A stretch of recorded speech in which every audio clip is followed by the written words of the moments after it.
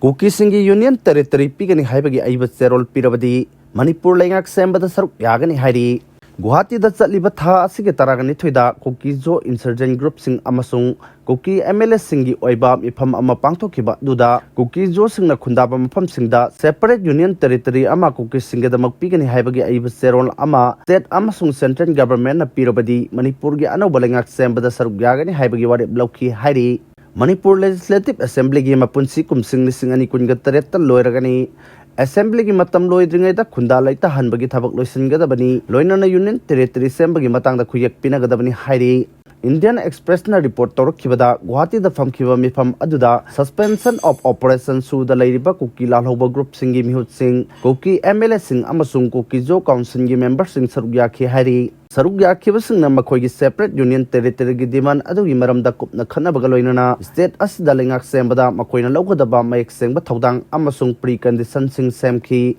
meeting adugi maru eborep sing adugi manungda anoba Leingak Sembagi matangda state amasung central government na Kukisinggi political settlement poroknabagi damak Aeeba Cherol pigadabani Haibadi union territory demand adugi ayaba hanana pigadabani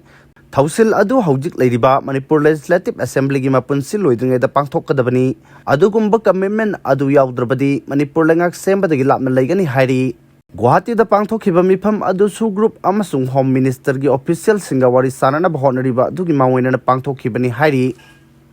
Arambai Tengol na Prime Minister da memorandum pisan khre Manipur gi matang da mayek sengba phirep ama khangan binaba Arambai Tengol na Prime Minister Narendra Modi da Aeeba Cherol thakre Arambai Tengol General Headquarter ki control room operator Laisram Robasan na kuyek piduna Prime Minister da thakiba Cherol asigi matung inna Miam na fauriba nunang basing asi maram chade haina laurabadi ningba kainingai oiba thongni achumba amasung manaba miyeng dimfam oiraga logi matung inawari sanaraba matamda tung koina chanaga waroisin porokpa ngamgadabani khwaidagi maru oiribu wafamdi Manipurda lairiba yalong misingi right identity amasung tungi punsi mapung phana ngak senaba thorang sing lokhatpaduni Manipurda hujik thokliba wathok asigi matangda wari sanaraga waroisin porokadabani haina tongan balup singna phongdorpa laikre Wari sanaduna yasinaba porokpa haiba wafam asida yaningdaba laite ing tapna wari sanaduna yasinaba poroknaba honabagi mayokta Manipur gi miyamna kaidangwaida suleppa laikhide Manipurda hojik oiriba phibam asi mapung phana amasung mayek sengna khangba mathau tai haina palladuna Cherol asina hai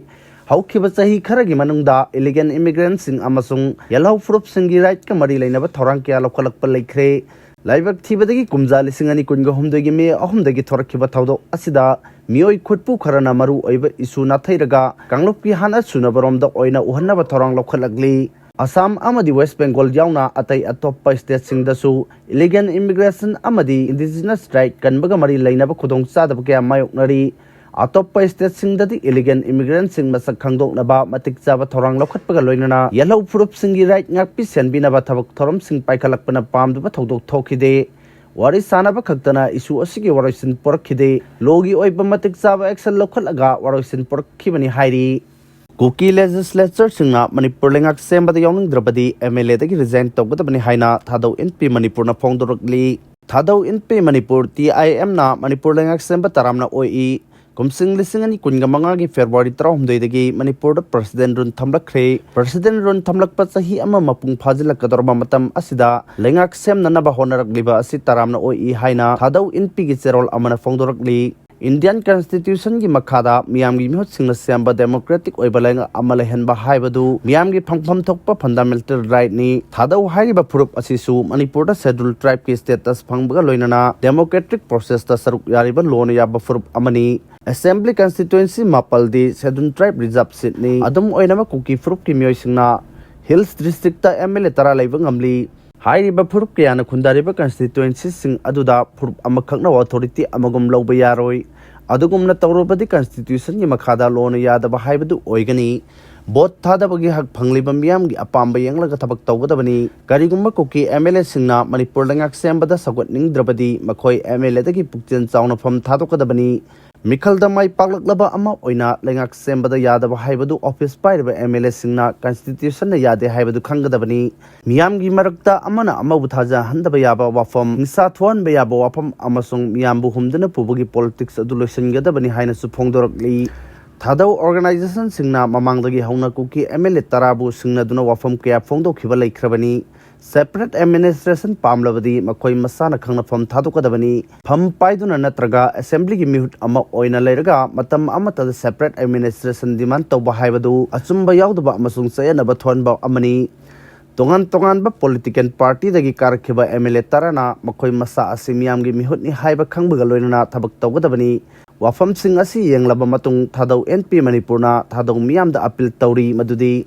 Kudong sabalong na bahot ba hingsagi politics sa tabasing asidagi lapna laigadabani democratic government amagi makata saruk yadabasing maru aina indigenous tribal leaders forum gumba organization dagi lapna laiba mathau tai makoina namfuda miyam sina duna Manipur Leingak Sembagi mayapta reri satlali hairi Thadau NP Manipurna makata na hai ikai khumna ningai oiraba MLA singna singtha ningai oiba amadi mek sengwa demand tawgadabani Manipur Leingak Sembada Saruk kera natraga resign tawraga separate administration tanbana chumbra haibadu lekpadabani assembly gi mapalda leplaga demand adu tawfam thoi democracy constitution na MLA singda piriba thaudang amasung miyam gi thajaba adu maranai oiba agenda natraga politics ki damak sacrifice tawroidabani hairi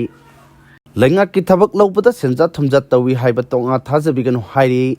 Leingak ki thabak lobada senja thumja tawi haiba tonga miyam na thajabiganu adugumba wafam sing adu kohannabagi damak Manipur State Selection Commission MSSC lingkhatuna thabak tawba hawrabani haina commission adugi chairperson Tiranjit ngasi phongdokhre Lampel Pat Laiba Imphal West DC Office Complex Laiba Commission Asigi Office ngasi pangthokhiba pawgi mifamda Tiranjit na hai Manipur Staff Selection Commission na Group C amasung Group D gi posting lobugi recruitment examination pangthoi aduga gazetted officer gi post na Manipur Public Service Commission na hanadagi pangthoktuna lakli Thabak lobagi examination pangthokpada achauba ahongba ama oina computer based testing mode ta oina pangthokani tawsil asi Manipur gi oina di ahan bani Masina soiba amadi semtok semjin tawba muthatpaga loinana thabak lawbugi examination mayek sengna pangthokpa ngamgani commission asigi ahanba oina multitasking staff tara regular oina lawnanabagi dama recruitment notice thokre adum oina makleingak na hairiba thabuksing adu contract oina haplambani governor in council gi ayaba phangbuga loinana hairiba posting adu regular oina hapnana ba honagani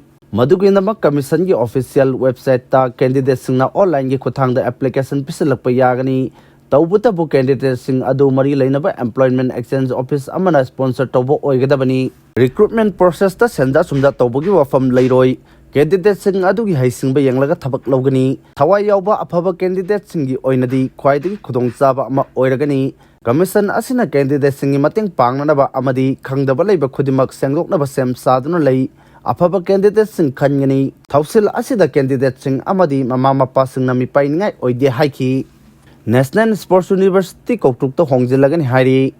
Kumal Lampak Sports Complex ta Laiba National Sports University asi Koktuk to Sagaliba NSU ki complex ta sahi asigi August to Hongjilagan Haina University asigi Vice Chancellor Syam Sundar Ratna Phongdokhre Wafam asi National Sports University Imfangi hayeng pangthoka doribani Pal Suba Foundation Day ga thoronga mari lainana ngasi Kumal Lampak Sports Complex ta Laiba University asigi campus ta pangthokpa pawgi mifam amada mahakna phongdokhibani Pawgi mifam aduda Vice Chancellor Dr. Syam Sundar Ratna makhatana haikibada Kumal Lampakta hojik lairiba NSU ki campus asi chatliba chahi asigi August 13 Imphal West ki Koktukta sagaliba campus asida hongjellagani hojik phawbada sagaliba NSU ki campus sabagi thabak asi chada marpudra manga hena loisinba ngamle athuba matamda mapung phana loisinduna sangabagi tamleplagani Koktuk ki campus ta hongjellaba matung tongan ba course kaya su university asida hodoknabagi thorang tawri haiki Amaromda Manipur da laiba National Sports University asida BSc Sports Coaching amadi